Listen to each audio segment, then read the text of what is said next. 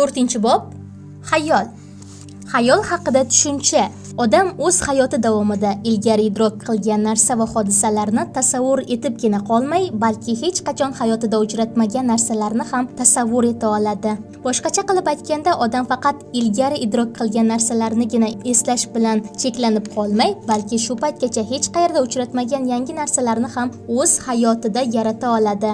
Shuningdek, avlod ajdodlarining hayotiga doir tarixiy kitoblarni o'qiyotganimizda yoki bo'lmasa o'qituvchining uzoq chet el mamlakati haqidagi qiziqarli gaplarni eshitar ekanmiz, yuqoridagi narsalarga nisbatan tasavvurlar hosil bo'ladi. Xayol qilish jarayonida idrok qilingan obrazlar orqali hosil qilingan tasavvurlar va bunday tasavvurlarni ongimizda xotira orqali ortishi tufayli yuzaga keladi. Demak, xayol jarayonining bo'lishi uchun xotira tasavvurlarining bo'lishi shart. Shuning uchun xayolning rivojlanishi insonning bilim boyligi, turmush tajribasi bilan bog'liq. Xayol deb odamning ongida ilgaridan bor bo'lgan vaqtli aloqalarning assotsiatsiyalarini qaytadan tiklash va bir-biri bilan yangicha qo'shilishi orqali narsa va hodisalarning yangi obrazlarini hosil qilishga aytiladi. Xayol obraz, tasavvur yoki g'oya shakllarida yangi narsalarning yaratilishi, ong faoliyati, ya'ni ilgari idrok qilinmagan narsalarning obrazlarini mavjud tasavvurlar asosida miyada yaratishda ifodalanadigan faoliyatdir. Xayolning inson hayotidagi o'rni juda kattadir. Istalgan mehnat faoliyatini oladigan bo'lsak, xayolning ishtirokisiz deyarli amalga oshirib bo'lmaydi. Masalan, biror narsa yasash, biror o'simlikni o'stirish uchun qo'lga kiritiladigan natijalarni oldindan bilish, ya'ni xayolda tasavvur etib ko'rish lozim bo'ladi. Shuning uchun xayol juda ko'p faoliyatlarning tarkibiy qismiga kiradi.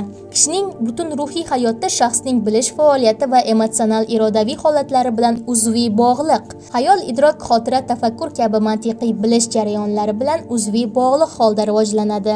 Xayolning mahsuli shundaki, u orqali avvalgi tajribalar qayta ishlanadi. Xayol tafakkur bilan shunday bog'liqki, xayol ham tafakkur ham muammoli vaziyatlardan kelib chiqadi va shaxs ehtiyojlariga asoslanadi. Tafakkurda fikrlar, tushunchalar asosida ifodalanadi. Xayol jarayonlarining nerv fiziologik asoslari xayol qilish jarayonini juda ham murakkab aks ettirish jarayoni bo'lishiga qaramay, uning asosida yotgan fiziologik mexanizmlarni akademik Pavlovning oliy nerv faoliyati haqidagi ma'lumoti asosida ma'lum darajada tushuntirib o'tish mumkin. Xayolning nerv fiziologik asosida ham miyaning postida ilgari hosil qilingan vaqtli aloqalarning assotsiatsiyalarining yana qayta tiklanib, bir-biri bilan yangicha qo'shilish jarayoni yotadi. Shuni ham aytish kerakki, bosh miya yarim sharlarida ilgari hosil bo'lgan vaqtli aloqalar birin-ketin tiklanadi va binobarin ularning qo'shilishlari ham asta-sekin yuzaga keladi. Ana shuning natijasida bosh miyaning postida inson o'z shaxsiy hayotida hech qachon idrok qilinmagan narsalarning obrazlari paydo bo'ladi. Bu obrazlarning ko'pi voqelikka mutlaqo to'g'ri kelmaydi va natijada tormozlanib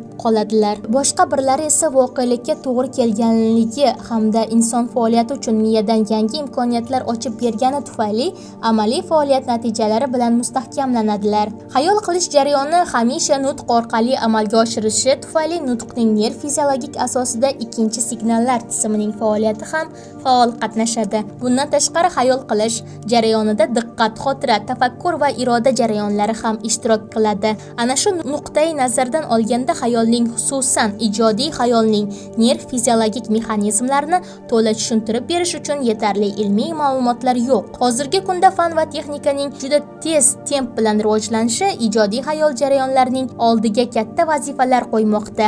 Masalan, kosmik fazoni zabt etish, insonning oyga chiqishi, murakkab aqlli mashinalarning yaratilishi va shu kabilar inson tafakkuri hamda ijodiy xayolning yuksak taraqqiyoti natijasida qo'lga kiritilmoqda. Odamning uyg'oq paytida yuzaga keladigan xayol jarayoni ma'lum darajada tartibot va ixtiyoriy xarakterga ega bo'ladi. Shuning uchun odam o'zining xayol qilish jarayonini oldidagi maqsad va vazifalarga bo'ysundira oladilar. Odam o'zining bilimlari, tushunchalariga asoslangan holda xayoliy obrazlarning paydo bo'lishini idora qila oladi. Bosh miya katta yarim sharlarning barcha tomonlari tormozlanib, odam uxlagan paytida ham xayol, tush ko'rish shakllarida yuzaga keladi. Odatda odam uxlay boshlagan paytida ikkinchi signallar tizimining faoliyati bilan bog'liq bo'lgan nerv hujayralari hammadan oldin tormozlanadi. Uyqu bilan bog'liq bo'lgan tormozlanish jarayoni miyaning hamma joyiga baravar ravishda tarqalmaydi. Natijada ayrim joylar tormozlanmasdan qoladi va kutilmagan darajada ajoyib munosabatlarga kirisha boshlaydi. Ana shuning uchun tush ko'rish ikkinchi signallar tizimining nazoratsiz juda betartib palapartish ravishda yuzaga keladigan assotsiatsiyalardan iborat bo'ladi. Xayol jarayonlari insonning tajribasi va bilim doirasida, shuningdek o'tmish tajribalari bilan belgilanadi. Shuningdek, xayol jarayonlari sifatida quyidagilar ajratib ko'rsatiladi va ular yaqqol ifodalash maqsadida quyidagi jadval ko'rinishida aks ettiriladi. Xayol jarayonlari ikkiga bo'linadi. Birinchisi analitik giperbolizatsiya, aksentirovka, sxemalashtirish. Ikkinchisi esa sintetik agglutinatsiya, tipiklash, qiyoslash. Agglutinatsiya yelimlash degan ma'noni bildirib, unda turli qismlarni bitta qilib yangi obraz yaratiladi. Masalan, yalmog'iz kampir, suv parisi, kentavr, sfinks obrazlari va boshqalar. Giperbolizatsiya obrazlarni kattalashtirish yoki kichiklashtirish, shuningdek alohida qismlarni o'zlashtirish. Masalan, Gulliver, Lilliput, Alpomish, Rustam Pahlavon obrazlari kabilar. Tizimlashtirish, o'xshatish orqali ayrim tasavvurlarni, ular orasidagi farqlarni silliqlash, tipiklashtirish, bir xil obrazlarni qaytarilishi bo'lib, har bir davr uchun tipik bo'lgan obrazlarni yaratish. Masalan, Abdulla Qahhor hikoyalari, O'g'ri, Bemor, Abdulla Qodiriy, O'tgan kunlar romani kabilar. Aksentlashtirish, ayrim belgilarni ta'kidlash orqali obrazlar yaratish. Masalan, o'rtoqlik hazillari.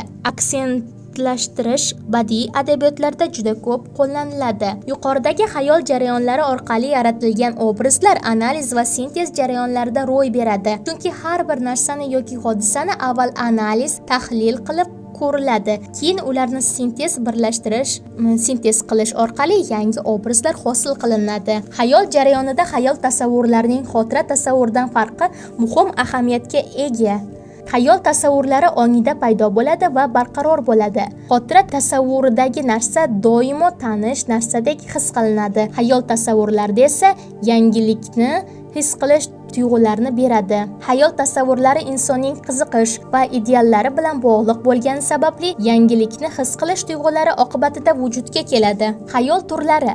Odatda biz tasavvur xayoli, ijodiy xayol, ixtiyoriy va ixtiyorsiz xayol deb xayolni bir necha turlarga ajratamiz.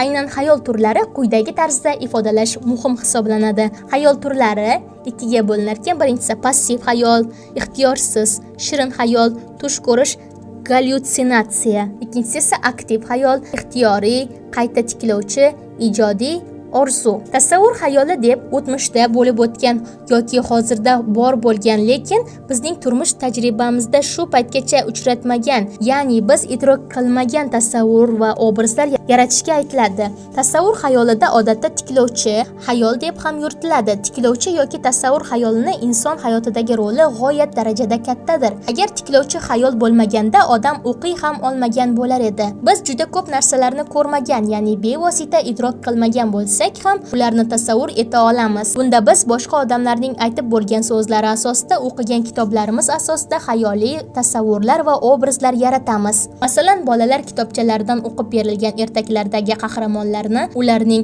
bag'oyat botirliklarini, qo'rqoqliklarini va bir-biriga yordam berishlarini xayoliy tasavvur orqali aks ettiradilar. Tiklovchi yoki tasavvuriy xayol jarayonida odam ko'z oldiga keltirayotgan obrazning obyekti haqiqatdan ham muayyan bir joyda bo'lganligini anglatadi. Tasavvur yoki tiklovchi xayol bog'cha yoshidagi bolalarda ham bo'ladi. Masalan, ularda o'qib berilayotgan hikoyani eshitar ekanlar, hikoyadagi afsonaviy qahramonlar ularning baland qoyalar ustidagi qurilgan qasrlari ko'z o'ngilaridan gavdalana boshlaydi.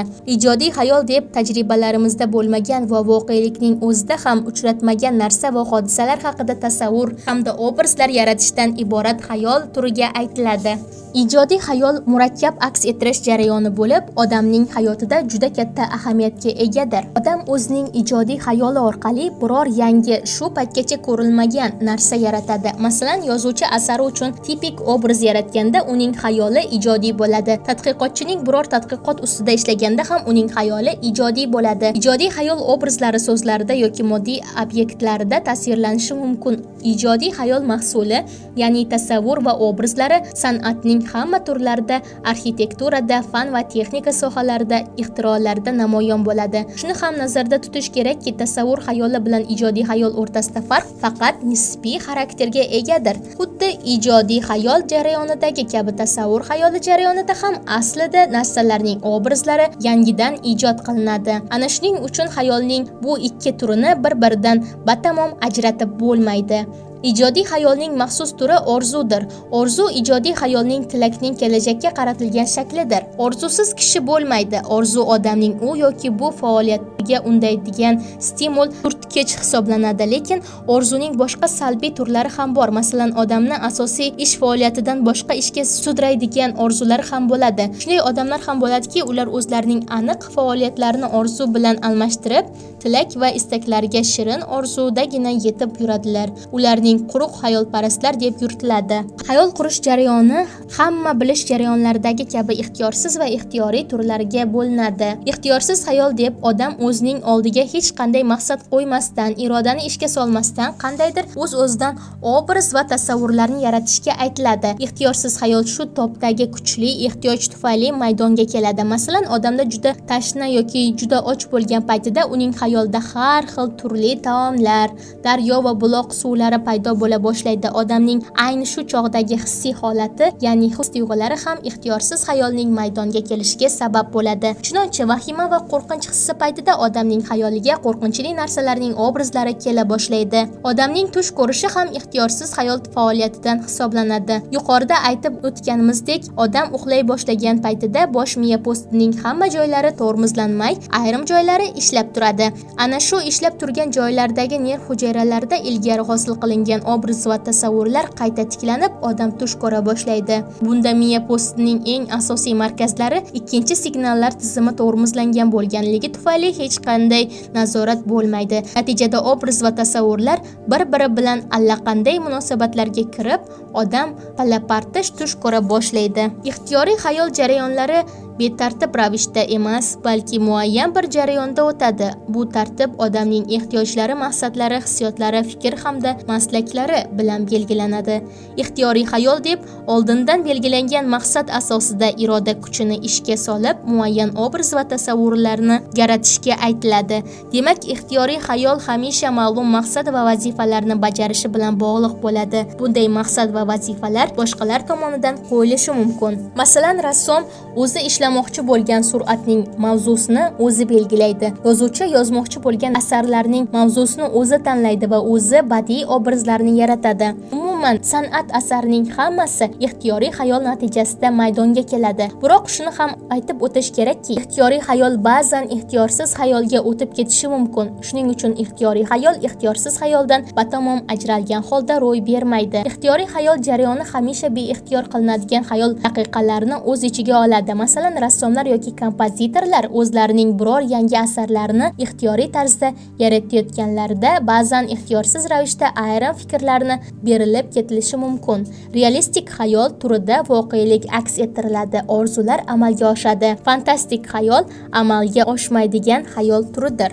Xayol sifatlari: kishining xayoli kengligi, mazmundorligi, kuchi va realligi, fantaziya boyligi jihatdan farq qiladi. Xayol kengligi voqelikning kishilar faoliyati uchun bo'ladigan doirasi bilan belgilanadi. Masalan, kishi san'at, texnika, sport, bilimga qiziqsa va ular haqida xayol qilsa, bunday kishining xayoli keng bo'ladi. Xayolning unumdorligi biror narsaga nisbatan xayolning boyligi, xilma-xilligi bilan belgilanadi. Xayol keng bo'lsa, u mazmundor ham bo'ladi. Xayol faoliyatning biror sohasida namoyon bo'ladi. Xayolning kengligi va mazmundorligi kishining bilim va tajribasiga bog'liq. Xayol kuchi kuchsiz va kuchli bo'ladi. Kuchli xayolda odam juda tez ta'sirlanadi. Masalan, biz O'tgan kunlar romanini, Shaytanat romanlarini o'qiganimizda xayol kuchli bo'lishi natijasida ta'sirlanamiz. Ilmiy asarni, zerikarli hikoyalarni o'qiganimizda esa xayolimiz kuchsiz bo'ladi. Qiziqish kuchli bo'lsa, xayol ham kuchli bo'ladi. Bolalarning xayoli fantaziyaga boy bo'ladi. Mehnat faoliyati natijasida xayol sifatlari rivojlanadi. Xayol kuchi ehtiyoj, qiziqish, istaklarning kuchiga bog'liq bo'ladi. Masalan, faqat shu bugungi kun haqida o'ylasa, odamning xayoli kuchsiz bo'ladi. Xayol kuchi hissiyotga bog'liq bo'ladi. Hissiyot qanchalik kuchli bo'lsa, xayol shunchalik erkin bo'ladi. Xayol kuchi idrokka bog'liq bo'ladi. Biz idrok qilganimizda diqqat bilan idrok qilsak, xayol kuchayib kengayadi. Agar diqqatimiz xayolga qaratilsa, unda idrok susayadi. Masalan, ba'zan bir xayolga berilib, atrofdagi narsalarni ko'rmaymiz, eshitmaymiz. Xayol kuchi kishining ahvoliga, asab tizimiga bog'liq bo'ladi, ya'ni asab tizimining tetikligiga, charchab qolganligiga, sog'lig'iga va betobligiga bog'liq bo'ladi. Masalan, harorat juda baland bo'lish natijasida obrazlar juda yorqinlashib ketadi. Natijada bunday paytda odam alahsiraydi. Gallyutsinatsiya xayolning kuchli namoyon bo'lishidir. Xayolning realligi. Xayolning realligi voqelikni to'g'ri aks ettiruvchi xayolning obrazlarining yaratilishi.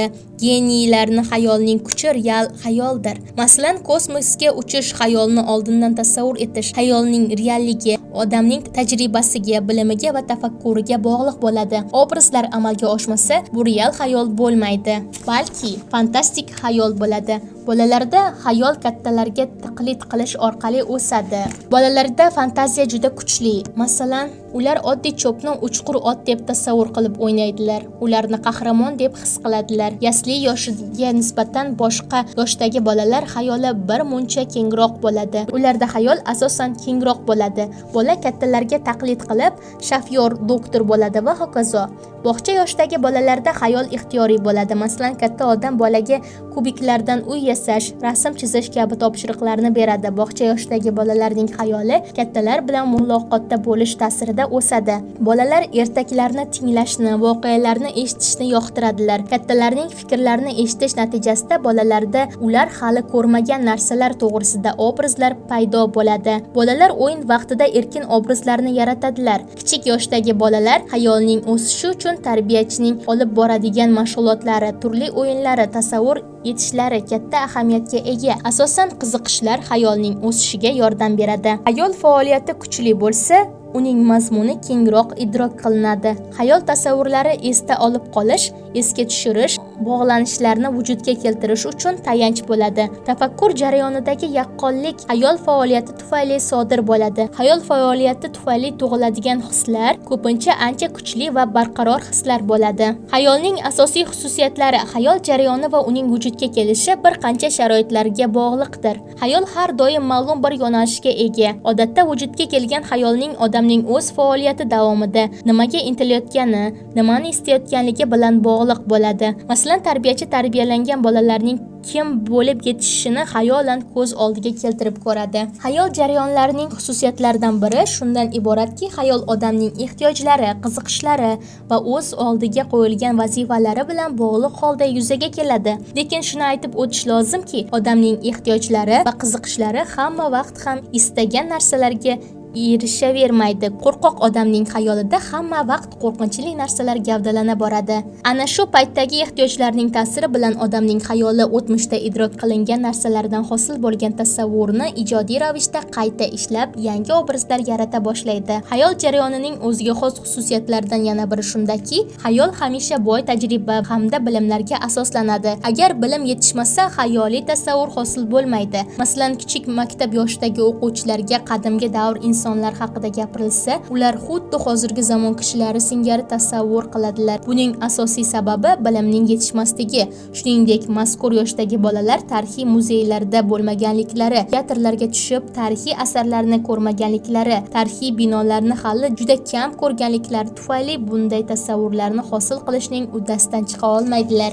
Xayol jarayonlarining o'ziga xos xususiyatlaridan navbatdagi xotira tasavvurlarni analiz va sintez qismidan iboratdir. Xayol Xayol jarayonlarining o'ziga xos xususiyatlaridan navbatdagisi xotira tasavvurlarini analiz va sintez qismidan iboratdir. Xayol uchun material bo'ladigan tasavvurlar xayol yaratib berayotgan obrazlarga ko'pincha to'liq holda kirmasdan, balki qisman faoliyatida ro'y beradi. Bunda muayyan tasavvurlardan ajratib olingan elementlarni boshqa tasavvurlar bilan qo'shish va turkum qilish jarayoni ro'y beradi. Mana bunday sintez qilish faoliyatida foydalanadilar. Ya'ni yozuvchilar o'z asarlaridagi qaydnomalarning tiplarini bir qancha ayrim tasavvurlardan vujudga keltiradilar. Nihoyat xayolning o'ziga xos xususiyatlaridan yana biri shundaki, agar idrok obrazlari, ayni xotira obrazlari o'tgan zamondagi narsalarning obrazlarini tiklash bilan bog'liq bo'lsa, xayoliy yo'l bilan yaratilgan obrazlar esa hozirgi va o'tgan zamongagina emas, balki kelajak zamonga, odam kelajakda nima ishlar qilishi, xayolan tasavvur qilib ko'rish bilan bog'liq bo'lishi mumkin.